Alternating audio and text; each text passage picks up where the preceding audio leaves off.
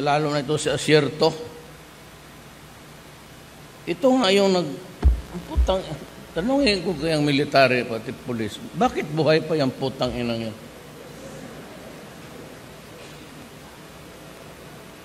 Man, he was the guy na nag-import ng AK-47, 1,000 something pieces.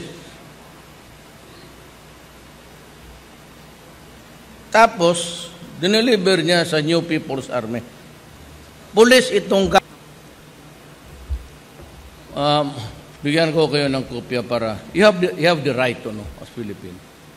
Kung sino ng mga opisyal sa PNP nga galukon sa ato. Yang kidnap o ransom. Baski wala kang kasalanan, basta mayaman ka, taga-China ka, kidnapping ka ng mga gago, tapos tawagan yung pamilya nila, tapos sasabihin, no, hostage siya because of droga. The ruse or the excuse is drug. Pero wala yan. Ngayon sa Maynila, yung paputok nila si Michael Yang.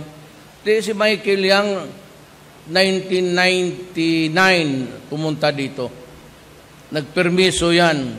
Ang kasama niya si Randy Osman. Tagalanaw. Pinakilala sa akin na gusto magpasok dito.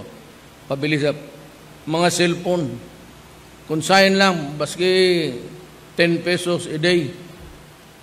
At mga tatlong nagbaha ng cellphone ng mura dito. Tayo siya ng DCLA mura. At may trabaho ang mga tao. Huwag kayo maniwala dyan sa ano. Anyan yung sabi lang si Michael Yang. Michael Yang is always with Premier Wu ng China. Every time magpunta dito kasama yan. Papaya kaya ng ambasador yung satellite nila.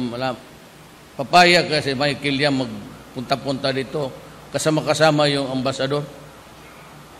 Ngayon, binuko ko sila dyan, sabi ko, you are a fucking idiot. Nila Asierto. Kasi alam ko na, sabi niya, hindi ko raw binigyan ng importansya. Bakit ko bigyan ng importansya? Kayo yung imbestigar, di gawin yung trabaho ninyo. Ang sabi niya, hindi ko raw binigyan ng importansya. Alam ko siya na corrupt.